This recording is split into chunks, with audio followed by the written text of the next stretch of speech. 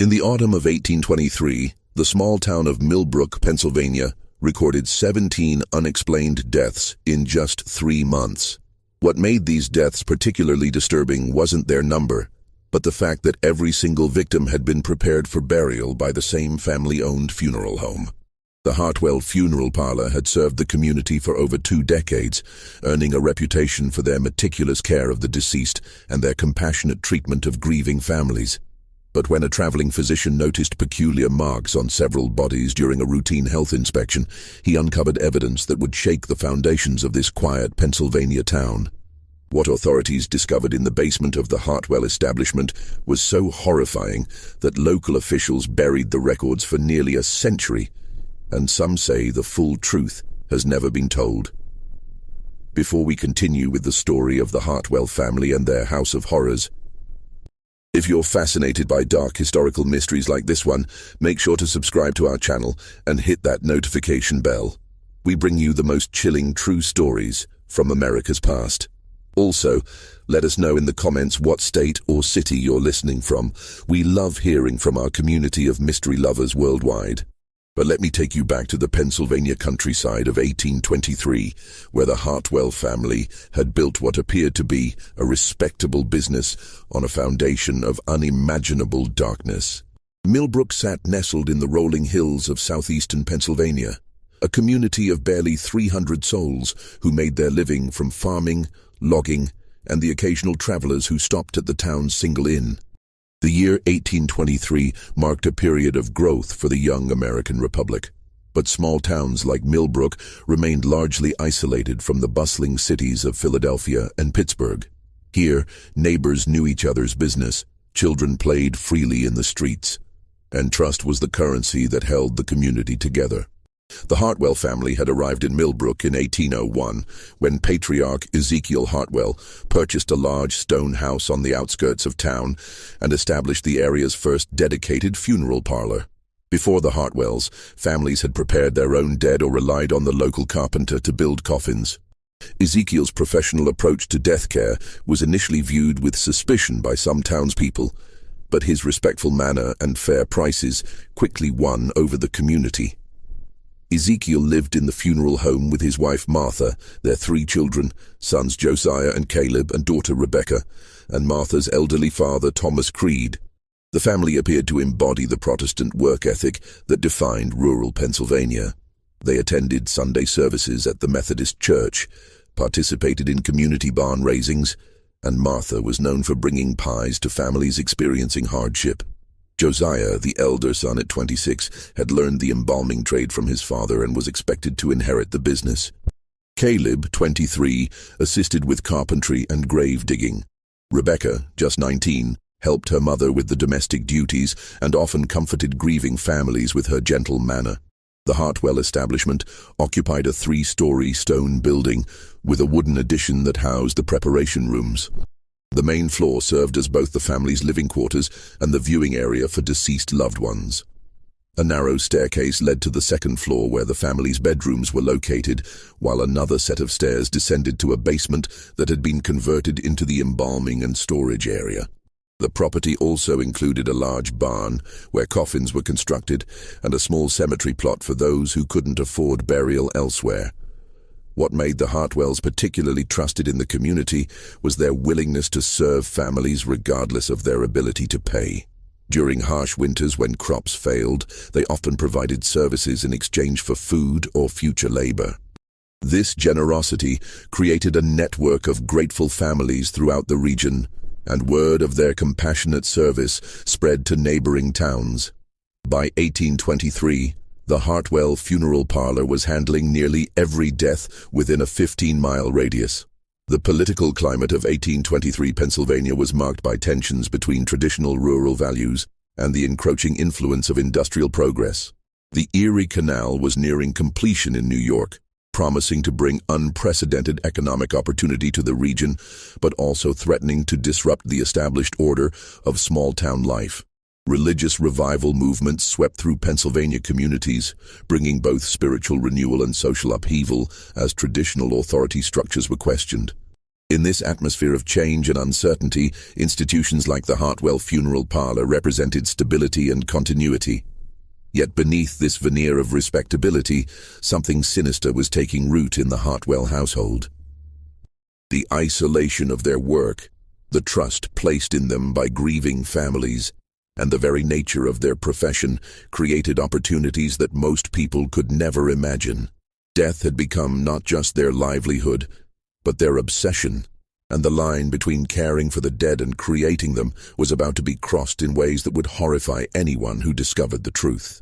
The first sign that something was amiss came on October 15, 1823, when Dr. Samuel Harrison arrived in Millbrook to conduct his annual health inspection of the surrounding townships. Dr. Harrison was a traveling physician employed by the state to monitor disease outbreaks and ensure that proper sanitary practices were being followed in rural communities.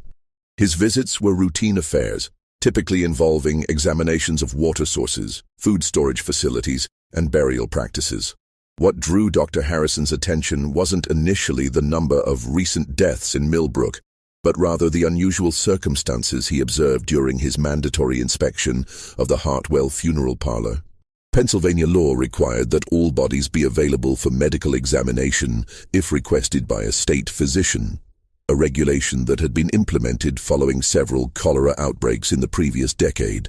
When Dr. Harrison arrived at the Hallowell establishment on that crisp autumn morning, he was greeted warmly by Ezekiel Hallowell and his son Josiah. The two men gave him a tour of their facilities, proudly displaying their modern embalming equipment and meticulously clean preparation rooms. Everything appeared to be in order until Dr. Harrison requested to examine 3 bodies that were currently in their care, preparing for burial services later that week. The first body belonged to Eleanor Fairchild, a 68-year-old widow who had allegedly died of consumption 3 days earlier. As Dr. Harrison conducted his examination, he noticed something that made his blood run cold. Along Eleanor's neck, barely visible beneath the high collar of her burial dress, were faint but unmistakable bruise marks. The pattern was consistent with manual strangulation, not the wasting disease that had supposedly claimed her life. When Dr. Harrison questioned the marks, Josiah Hallowell quickly explained that they had positioned Eleanor awkwardly during the embalming process, causing post-mortem bruising. The explanation seemed plausible enough, but something in Josiah's manner, a slight tremor in his voice, the way his eyes avoided direct contact, made Dr. Harrison decide to examine the other 2 bodies more carefully. The second body was that of Marcus Webb, a healthy 42-year-old farmer who had allegedly suffered a heart attack while working in his fields. Dr. Harrison's examination revealed something even more disturbing. Small puncture wounds on Webb's arms and chest, precisely placed and too deliberate to be accidental. When pressed for an explanation, Ezekiel Hallowell claimed that Webb had fallen onto some farming tools during his collapse, but the wounds were too clean and purposeful for such a random accident. The third body provided the most damning evidence. Mary Patterson, a 26-year-old mother of 2, had supposedly died of a fever after a brief illness. However, Dr. Harrison discovered traces of a white powder residue around her mouth and fingernails. His medical training immediately recognized the substance as arsenic, a poison that was unfortunately common in rural areas where it was used to control rodent populations. As Dr. Harrison documented his findings, he became aware of an oppressive atmosphere within the Hallowell establishment. The family members exchanged meaningful glances, their earlier warmth replaced by a cold watchfulness. Martha Hallowell, who had been preparing tea in the kitchen, appeared in the doorway with an expression that could only be described as predatory. Even young Rebecca, who had seemed so innocent, watched the proceedings with eyes that held knowledge far beyond her years. The basement preparation room, which Dr. Harrison insisted on examining more thoroughly, revealed additional disturbing details.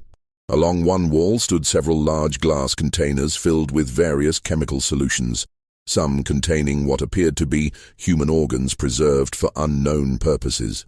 When questioned about these specimens, Ezekiel claimed they were for educational purposes, to better understand the diseases that claimed their clients' lives. But the organs appeared fresh, and some had been sectioned with surgical precision that seemed unnecessary for simple preservation.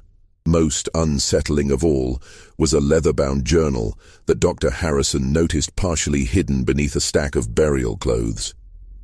Before he could examine it more closely, Caleb Hartwell quickly moved to block his view, claiming it contained private family records. But in the brief glimpse Dr. Harrison caught, he saw what appeared to be detailed notes about various individuals in the community, including information about their health, their family situations, and their financial circumstances. As the examination concluded, Dr. Harrison found himself in a difficult position. His medical training told him that at least 3 of the recent deaths showed signs of foul play. But his evidence was circumstantial, and the Hartwell family was respected throughout the community. Moreover, as an outsider conducting a routine inspection, his accusations would be met with skepticism by local authorities who had known and trusted the Hartwells for over 2 decades. That evening, as Dr. Harrison prepared his preliminary report at the Millbrook Inn, he was approached by several townspeople who had heard about his visit to the funeral parlor. Their conversations revealed a pattern that chilled him to the bone. In hushed tones, they spoke of the unusual number of recent deaths, the way healthy individuals seemed to suddenly fall ill and die within days, and the almost eager way the Hartwell family responded to news of someone's declining health. One particularly disturbing account came from Sarah Pemberton, whose elderly mother had died just 2 weeks earlier. Sarah confided that her mother had been in good health and spirits until Martha Hartwell began visiting regularly, bringing homemade soup and offering comfort during a minor bout of joint pain. Within 3 days of these visits, the elderly woman had fallen violently ill and died before a doctor could be summoned. The Hartwell family had immediately offered their services, waiving their usual fee out of apparent compassion. Dr. Harrison's disturbing discoveries in Millbrook were not the first time questions had been raised about the Hartwell family's practices, though previous concerns had been dismissed or forgotten by a trusting community. As he delved deeper into the family's history, a pattern of suspicious deaths began to emerge that stretched back to their very arrival in Pennsylvania over 2 decades earlier. The Hartwells had come to Millbrook from Western Virginia in 1801, claiming that Ezekiel had learned the funeral trade from an uncle in Richmond. They had purchased their property from the estate of a recently deceased landowner, paying in gold coins that seemed unusually abundant for a family claiming modest means. Local records from that time showed that their first winter in Millbrook had been marked by an outbreak of what was described as a wasting sickness that claimed 8 lives, all of whom were prepared for burial by the newly established Hartwell funeral parlor. Over the years, townspeople had occasionally remarked on certain peculiarities surrounding deaths that occurred when the Hartwells were involved. Families would later comment on how quickly their loved ones seemed to decline once the Hartwells began offering assistance, how eager the family was to handle all arrangements, and how they discouraged second medical opinions or delays in burial. But in a close-knit community where the Hartwells had proven themselves generous and caring, such observations were dismissed as the natural suspicions that sometimes accompany grief. The basement of the Hartwell establishment held secrets that would have horrified the community had they been discovered. Behind a false wall that Dr. Harrison had not detected during his inspection, the family maintained what could only be described as a laboratory of death. Shelves lined with various poisons, surgical instruments far more sophisticated than any funeral preparation would require, and detailed anatomical drawings suggested experiments that went far beyond the simple care of the deceased. Most damning of all was the complete version of the journal that Dr. Harrison had glimpsed. This leather-bound tome contained meticulous records of every person who had died in their care, along with detailed observations about the effectiveness of various methods and substances. The entries, written in multiple hands over many years, revealed a systematic approach to murder that had been refined through careful practice and observation. The journal documented not just the methods of killing, but the careful selection of victims. The Hartwells had developed a sophisticated understanding of their community, identifying individuals whose deaths would be mourned but not extensively investigated. Elderly people with few relatives, individuals with existing health problems, and those who had fallen on hard times were preferred targets. The family had also learned to space their activities, ensuring that no pattern would be obvious to casual observation. One particularly chilling entry, written in Josiah's careful script, described the murder of Marcus Webb in clinical detail. Webb had been selected because he was a widower with no close family and because his farm bordered the Hallowell property, making it convenient to dispose of evidence. The entry noted that Webb had been lured to the funeral home under the pretense of discussing the purchase of a coffin for a recently deceased neighbor. Once there, he had been overpowered and subjected to what the journal euphemistically termed experimental procedures before being killed, and his body staged to suggest a heart attack.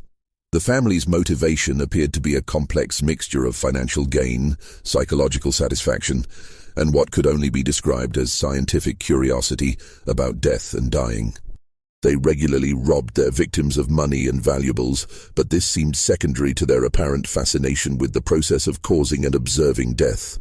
Several journal entries discussed their experiments with different poisons, their observations of how various individuals reacted to fear and pain, and their attempts to perfect methods that would leave no obvious evidence of foul play. Martha Hallowell emerged from the journal entries as perhaps the most cunning member of the family. Her specialty was befriending isolated or vulnerable community members, gradually gaining their trust before introducing poisons into food or drink she prepared for them. Her matronly appearance and reputation for kindness made her the perfect predator, able to approach potential victims without arousing suspicion. The children had been gradually inducted into the family's activities as they matured.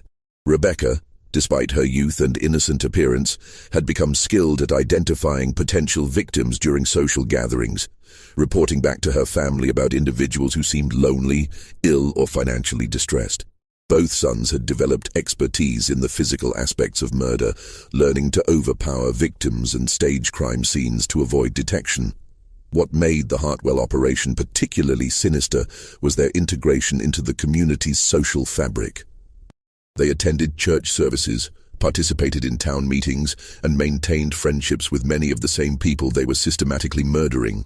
This dual existence required a level of psychological compartmentalization that suggested either inherent psychopathy or a gradual descent into madness that had consumed the entire family. The autumn of 1823 had marked an escalation in their activities, driven by both opportunity and growing confidence. The previous winter had been harsh, leaving many families in financial distress and vulnerable to the Hallowell's offers of assistance. At the same time, the family's success in avoiding detection had made them increasingly bold, leading to the accelerated timeline that had finally attracted Dr. Harrison's attention. Dr. Harrison faced a dilemma that would test both his professional integrity and personal courage. His medical examination had revealed clear evidence of foul play, but presenting his findings to local authorities would require him to accuse a respected family of systematic murder, a charge that would seem incredible to a community that had trusted the Hallowells for over 2 decades. Moreover, Dr. Harrison was scheduled to continue his inspection tour to neighboring townships within days, and delaying his departure would require explanations he wasn't prepared to give. The solution came from an unexpected source. On his second evening in Millbrook, Dr. Harrison was approached by Thomas Creed, Martha Hallowell's elderly father, who requested a private medical consultation. The old man claimed to be suffering from severe stomach pains and asked Dr. Harrison to examine him away from the funeral home. They met in the stable behind the inn, where Creed's demeanor immediately transformed from that of a feeble patient to something far more calculating. "Doctor," Creed whispered, his eyes darting nervously toward the street, "I know what you found during your examination today. The marks, the poison, the wounds that don't match the claimed causes of death. You're right to be suspicious, but you don't understand the full scope of what's happening in that house." What Thomas Creed revealed to Dr. Harrison over the next hour painted a picture of evil that exceeded even the physician's growing suspicions. Creed explained that he had been gradually poisoned by his own family over the past several months, experiencing the same symptoms that had preceded the deaths of several recent victims. His advanced age and declining health had made him an ideal test subject for the family's experiments, but his survival instinct and knowledge of their methods had allowed him to identify and counteract their attempts on his life. According to Creed, the family's activities had begun as simple grave robbing shortly after their arrival in Millbrook. Ezekiel had discovered that freshly buried bodies could be exhumed and stripped of valuable jewelry, gold teeth, and burial clothes that could be resold in distant communities. This initial criminal activity had gradually evolved into something far more sinister as the family realized that they could increase their profits by creating their own supply of bodies. The turning point had come in 1807, when the family had accidentally caused the death of a gravely ill man they were attempting to rob. Rather than face exposure, they had covered up the crime and discovered that their victim's death was readily accepted by the community as a natural progression of his illness. This success had led to increasingly bold experiments in murder, with each family member developing specialized skills and roles in their expanding operation.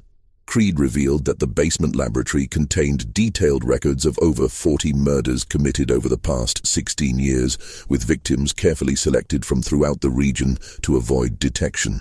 The family had developed a network of contacts in neighboring towns who would alert them to potential targets, isolated individuals, travelers, or anyone whose disappearance might not be immediately investigated. What made Creed's testimony particularly credible was his intimate knowledge of the family's methods and his ability to provide specific details about recent victims that Dr. Harrison had examined. He described exactly how Eleanor Fairchild had been strangled, how Marcus Webb had been tortured before his death, and how Mary Patterson had been gradually poisoned over several weeks while Martha pretended to nurse her through a fictional illness.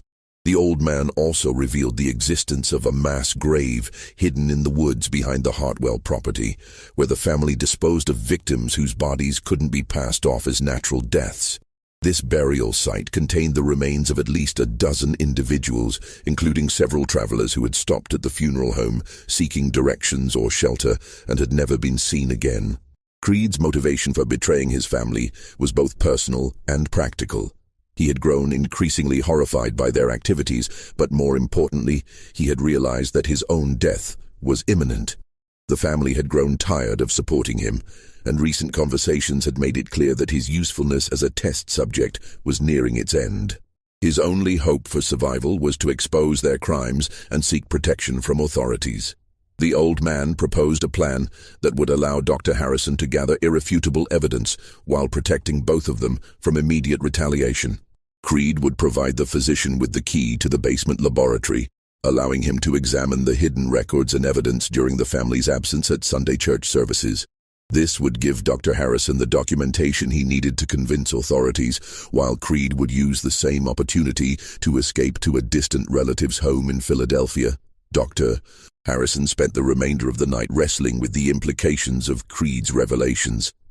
The scope of the crimes was staggering, involving dozens of murders committed over nearly 2 decades by a family that had been trusted and respected by their entire community. The evidence Creed promised would likely be sufficient to secure convictions, but it would also destroy the faith and security of hundreds of innocent people who had believed themselves safe in their small town. More troubling was the realization that Dr. Harrison himself was now in danger. His examination of the bodies had clearly aroused the family's suspicions, and his continued presence in Millbrook represented a threat to their operation.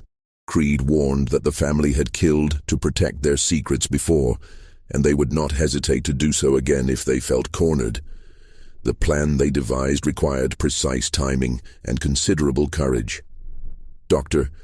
Harrison would need to gain access to the basement laboratory, document the evidence he found there, and escape Millbrook before the family realized what had occurred. Meanwhile, Creed would disappear during the same time period, making it appear that he had simply wandered off in his senile confusion, a disappearance that would be tragic, but not immediately suspicious. Sunday morning dawned grey and cold, with a November chill that seemed to penetrate the very bones of Millbrook's residents as they prepared for weekly worship services. Dr. Harrison had spent a sleepless night at the inn, alternately reviewing his medical notes and questioning the sanity of the plan he had agreed to undertake. The weight of potential evidence hidden in the Hallowell basement pressed on his mind like a physical burden, made heavier by the knowledge that his own life now hung in the balance. Thomas Creed had provided him with detailed instructions for accessing the basement laboratory during the family's absence at church. The Hartwells, as prominent members of the Methodist congregation, never missed Sunday services and typically remained for social activities that extended well into the afternoon. This would provide Dr. Harrison with approximately 3 hours to locate and document the evidence Creed had described. The key Creed had given him was small and ornate, designed to open a hidden compartment behind the basement's stone wall. According to the old man, this compartment contained not only the complete murder journal but also preserved specimens, poison supplies, and detailed anatomical drawings that would provide irrefutable proof of the family's crimes. More importantly, it contained a detailed map showing the location of the hidden burial ground where dozens of victims had been disposed of over the years.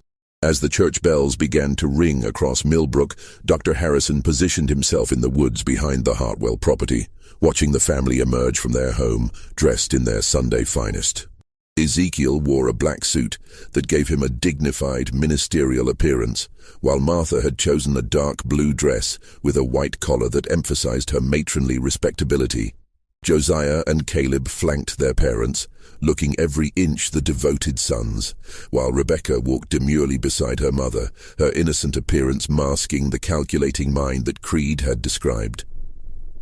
What Dr. Harrison found most disturbing was how normal the family appeared as they walked toward the church. Their faces showed no trace of the evil that Creed had described, no hint that they had murdered dozens of innocent people over the past 2 decades. They exchanged pleasantries with neighbors along the way, smiled at children playing in yards, and presented themselves as the very model of Christian virtue and family values. The physician waited a full 30 minutes after the family's departure before approaching the funeral home.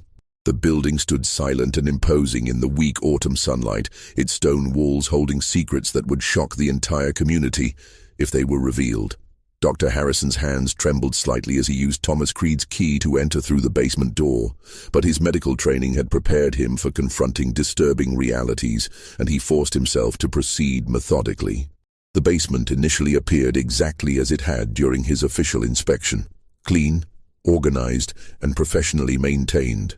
The embalming tables were spotless, the chemical solutions properly labeled and stored, and the few bodies currently in their care lay peacefully under white sheets. It was only when Dr. Harrison began examining the walls more carefully that he located the concealed entrance Creed had described. Behind a section of stone wall that appeared identical to the rest of the basement, the small key opened a hidden panel that revealed a chamber of horrors beyond his worst imaginings. The secret room was larger than the main basement, extending beneath the entire footprint of the house and into the hillside beyond. Shelves lined the walls containing hundreds of glass jars filled with preserved human organs, each carefully labeled with dates and what appeared to be experimental notations. The murder journal occupied a place of honor on a wooden lectern in the center of the room. The leather-bound volume was thick with years of entries, written in multiple hands but with consistent attention to detail that spoke of scientific methodology applied to the act of murder. Dr. Harrison's medical training allowed him to understand the technical aspects of what he was reading, but the clinical precision with which the family had documented their crimes was perhaps more horrifying than the murders themselves.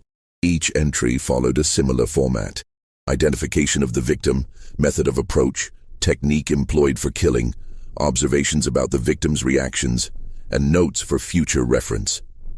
The entries revealed a progression from simple poisonings to increasingly sophisticated methods that suggested years of practice and refinement. Recent entries showed experiments with various surgical techniques, apparently conducted on living victims to study their effects. What shocked Dr. Harrison most was the discovery that the family's activities extended far beyond Millbrook. The journal documented murders in at least 6 different Pennsylvania townships, with victims selected during the family's travels to provide funeral services for distant clients. They had developed a system for identifying vulnerable individuals in each community, often returning months later to commit crimes in areas where they were less likely to be suspected. The anatomical drawings were even more disturbing than the journal entries. Detailed illustrations showed the progression of various experimental procedures, with careful notations about which techniques produced the most fear in victims and which methods were most effective for different types of people. The drawings suggested that the family viewed their victims not as human beings, but as subjects for scientific study, approaching murder with the same methodical precision that legitimate researchers might apply to animal specimens. As Dr. Harrison continued his examination of the hidden chamber, he became aware of voices outside the building. Glancing at his pocket watch, he realized with growing alarm that he had been in the basement for over 2 hours, absorbed in documenting the evidence he had discovered. The voices grew louder, and he recognized the distinctive cadence of Ezekiel Hartwell's speech as the family returned from church much earlier than expected. Panic seized Dr. Harrison as he realized his precarious situation. He was trapped in the secret chamber with damning evidence of the family's crimes, and they would certainly kill him if they discovered his presence. The voices moved closer to the building, and he could hear footsteps on the wooden porch above his head. His escape route through the basement door would take him directly into their path, but remaining hidden in the chamber would only delay his discovery until they came to check on their secrets. Just when we thought Dr. Harrison's investigation might expose the horrible truth about the Hartwell family, the situation takes a deadly turn. If this story is giving you chills, share this video with a friend who loves dark mysteries, hit that like button to support our content, and don't forget to subscribe to never miss stories like this. Let's discover together what happens next in this house of horrors. In his desperate search for an alternative escape route, Dr. Harrison noticed that the secret chamber extended further than he had initially realized. At the far end of the room, partially concealed behind stacks of glass specimen jars, was another door that appeared to lead deeper into the hillside. With the family's voices growing ever closer, he had no choice but to risk exploring this unknown passage, hoping it might lead to freedom rather than deeper into the nightmare he had uncovered. The narrow passage behind the specimen chamber led Dr. Harrison through a hand-carved tunnel that extended deep into the hillside behind the Hartwell property. The walls were rough stone, carved with simple tools, but showing evidence of years of gradual expansion. As he moved through the tunnel by the light of a candle he had found in the chamber, the physician began to understand the true scope of the Hartwell family's operation. The tunnel opened into a natural cave that had been converted into what could only be described as a charnel house. Human remains were scattered throughout the cavern, some carefully arranged on stone shelves, others simply piled in corners where they had been hastily discarded. The smell of death and decay was overwhelming, but Dr. Harrison's medical training allowed him to examine the scene with professional detachment despite his horror. What he discovered in that underground cemetery revealed the full extent of the family's crimes. The remains of at least 40 individuals were present in various states of decay, representing decades of systematic murder.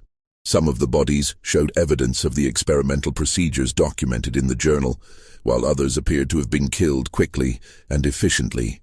Personal effects scattered among the remains, jewelry, clothing, coins, suggested that robbery had indeed been a significant motivation for many of the murders. Most disturbing of all was a section of the cave where recent victims had been displayed almost like trophies. Dr.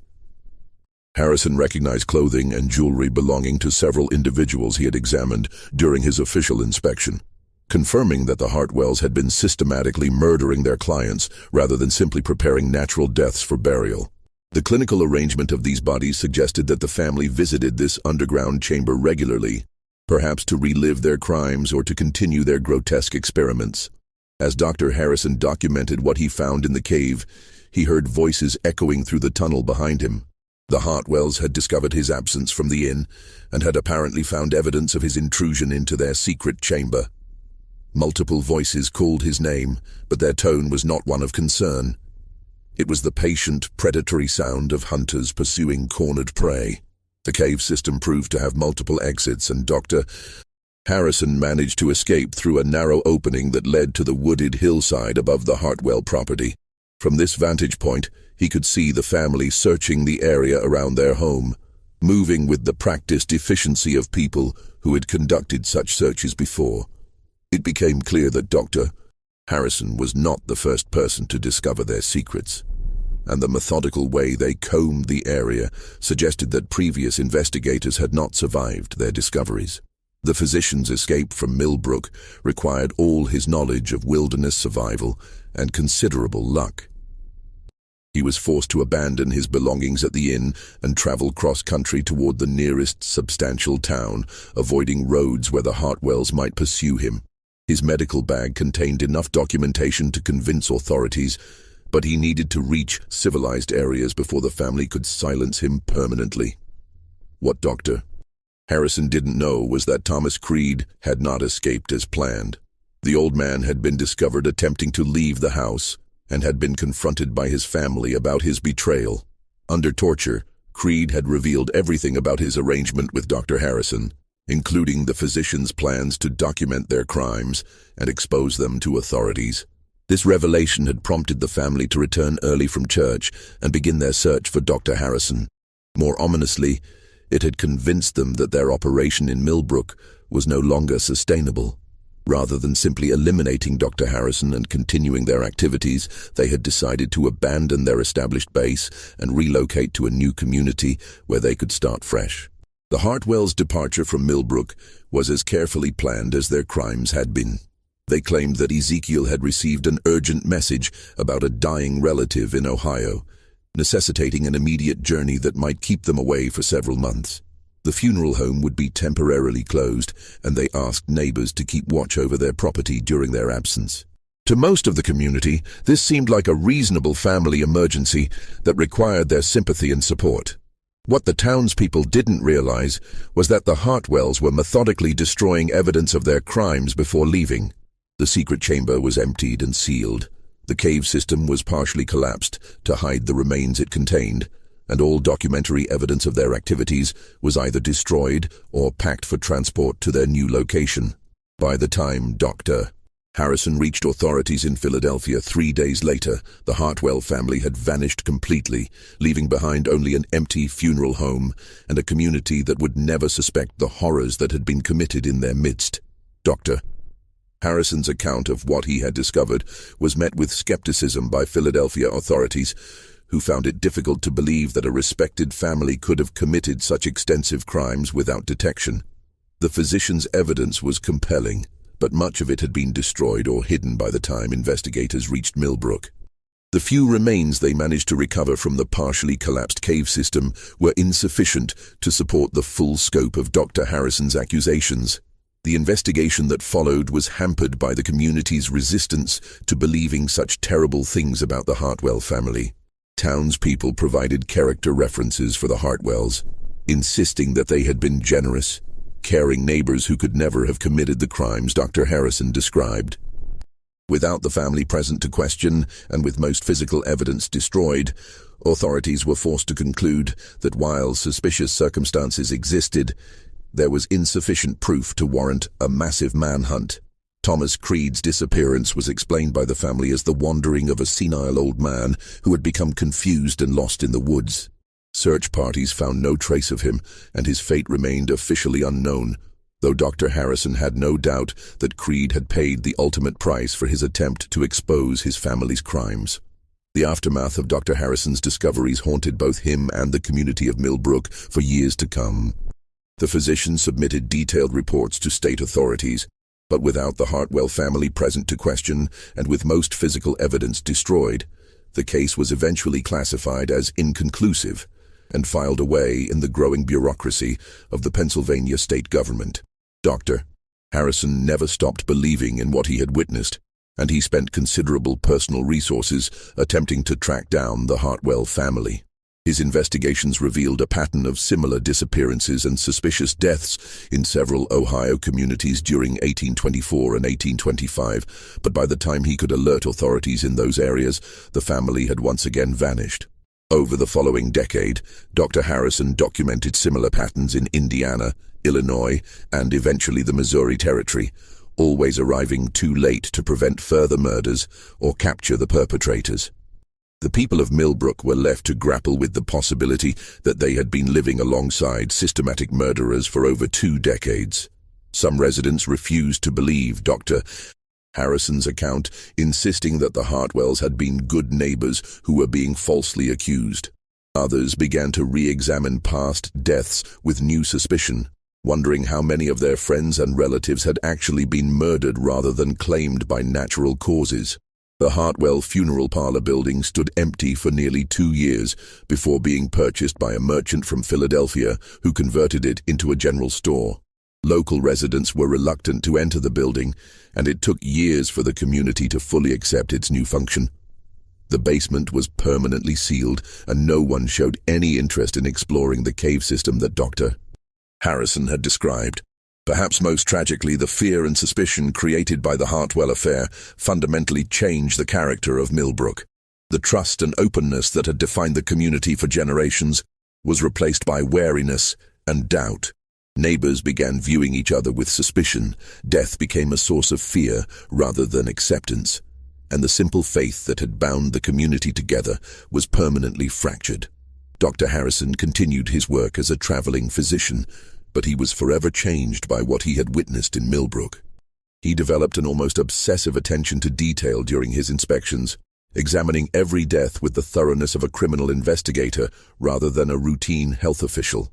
His colleagues began to view him as eccentric, even paranoid. But Dr. Harrison knew that evil could hide behind the most respectable facades. In 1847, nearly 24 years after his experience in Millbrook, Dr. Harrison received a letter that would vindicate his long-held beliefs and provide a final chilling chapter to the Hallowell story. The letter came from a sheriff in Oregon Territory, where westward expansion had carried thousands of settlers seeking new opportunities in the far reaches of the American frontier. According to the sheriff's account, a family named Caldwell had operated a funeral parlor in a small Oregon settlement for 3 years before being exposed in circumstances remarkably similar to what Dr. Harrison had discovered in Pennsylvania. The sheriff had read Dr. Harrison's old reports in federal files and recognized the identical patterns of suspicious deaths, systematic poisoning, and hidden burial sites. When authorities had finally raided the Caldwell establishment, they found evidence of at least 30 murders committed over their 3 years in Oregon. More significantly, they discovered documentation proving that the Caldwells were actually the Hallowell family, who had been moving westward across America for over 2 decades, establishing new identities and continuing their murderous practices in each new community. The family had been captured alive, and during their interrogation, they confessed to crimes spanning nearly 30 years and covering 8 different states. Their total victim count exceeded 120 individuals, making them among the most prolific serial killers in American history. Ezekiel Hallowell, now calling himself Ezekiel Caldwell, was 73 years old, but remained mentally sharp and showed no remorse for his crimes. Martha, Josiah, Caleb, and Rebecca had all continued their roles in the family operation, refining their techniques and expanding their methods with each relocation. The family's confessions revealed the full scope of their crimes and provided closure for dozens of unsolved disappearances across the frontier. They described in detail how they had perfected their system of selecting victims, establishing credibility in new communities, and disposing of evidence. Most chillingly, they expressed pride in their accomplishments, viewing themselves as successful entrepreneurs who had simply chosen an unusual line of business. Ezekiel Hallowell was executed by hanging in Salem, Oregon, in December 1847, followed by his wife Martha and son Josiah. Caleb was sentenced to life imprisonment, where he died of pneumonia in 1852. Rebecca, who was still relatively young and claimed to have been coerced by her family, received a 20-year sentence but died in prison of unknown causes in 1851. The revelation of the Hallowell family's true scope of crimes sent shockwaves through communities across America where they had operated. Families who had trusted them with their most vulnerable moments realized they had been in the presence of calculating murderers.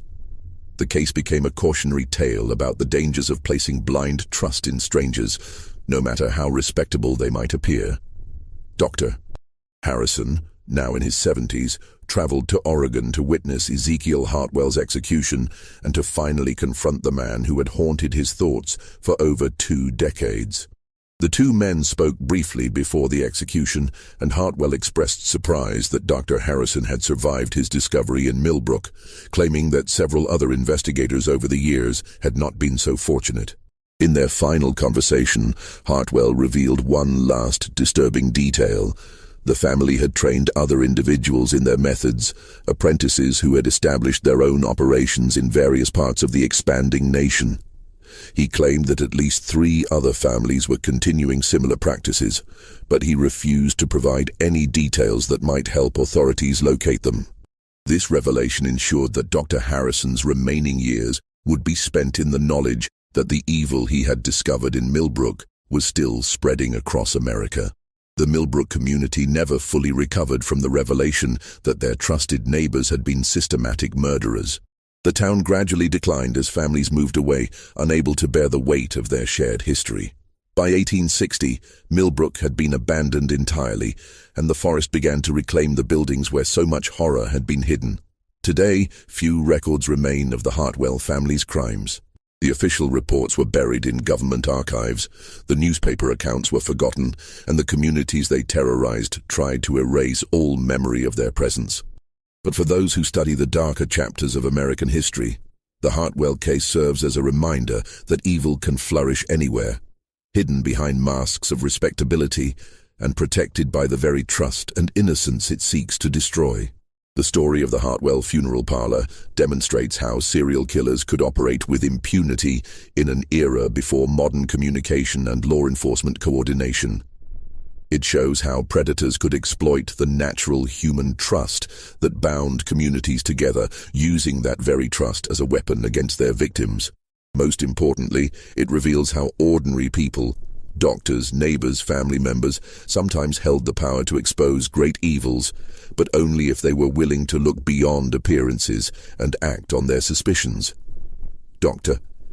Harrison spent his final years documenting everything he had learned about the Hallowell case, hoping that his records might someday help other investigators recognize similar patterns of crime.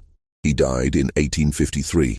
Taking with him intimate knowledge of one of America's most horrifying family criminal enterprises.